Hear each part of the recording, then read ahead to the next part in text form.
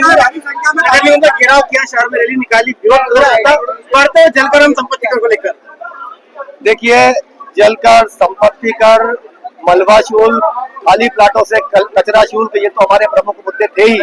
हम नगर निगम से आपके माध्यम से एक सवाल करना चाहते हैं, आप टैक्सों में वृद्धि करो, जनता को सुविधा क्या दे रहे हो? जनता को सुविधा के रूप में धूल दे रहे हो, मिट्टी दे रहे हो, टूटी सड़कें दे रहे हो, बगीचे दे रहे हो जो कचरे के ढेर बन गए। तो ये तो हमारी प्रमुख मांगे थी ही थी। लेकिन साथ ही साथ मैंने जैसा कि अभी पूर्व में बोला कि भाई 735 रुपए का एक पौधा, ये पौधा क्या अमेरिका से मंगाया था?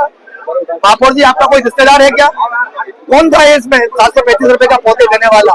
और आपने पूरे शहर में लगवाए हैं, तो हमको निरीक्षण तो करवा दो।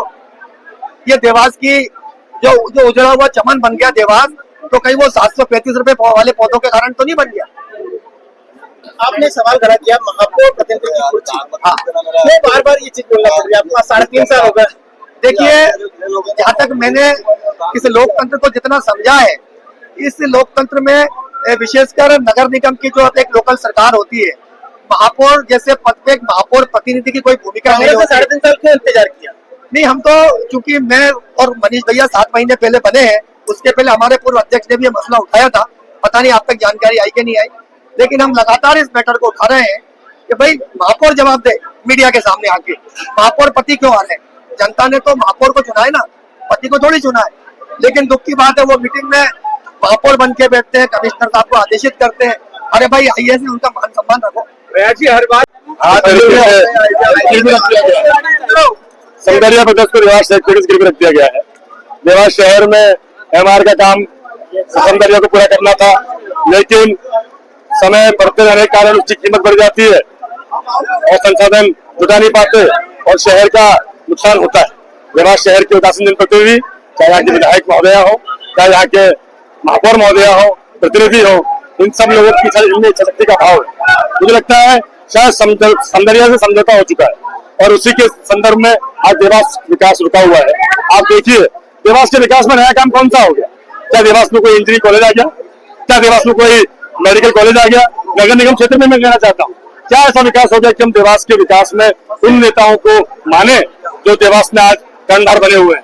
देवास के नगर निगम में आके ये कहते हैं ना कि हमने बनाई, हम तोड़ देंगे। ये कहीं ना कहीं देवास के जनप्रतिनिधियों की तरफ से एक शर्मता करने वाली घटना है। नगर निगम का जल का बढ़ाना, संपत्ति का बढ़ाना, सीवरेज शुल्क बढ़ाना, है ना, सत्ता स्तर बढ़ाना, ये पहले व्यवस्थाएं तो आज एमजी रोड की स्थिति देखो, एमजी रोड अपनी दुर्दशा में आंसू बहा रहा है।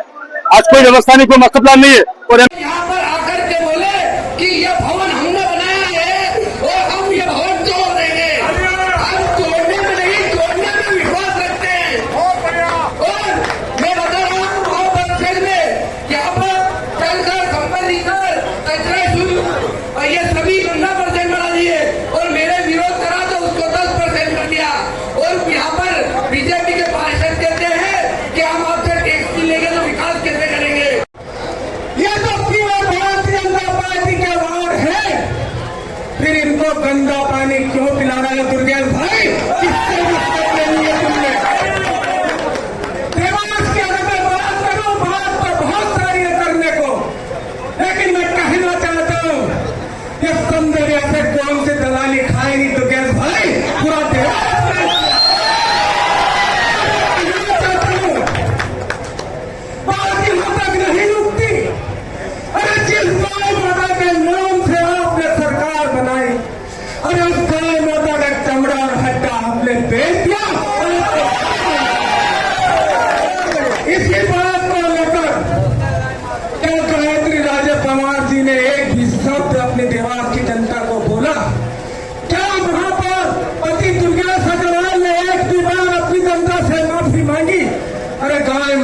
गौवंश को आपने व्यापार बना दिया।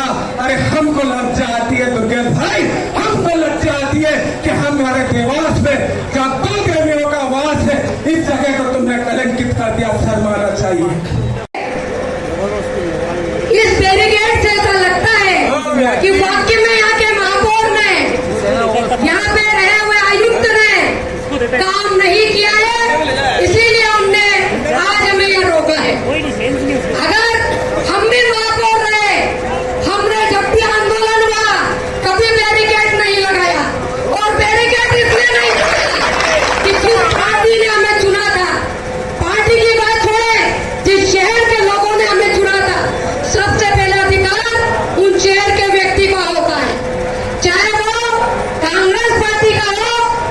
दूसरी पार्टी का हो।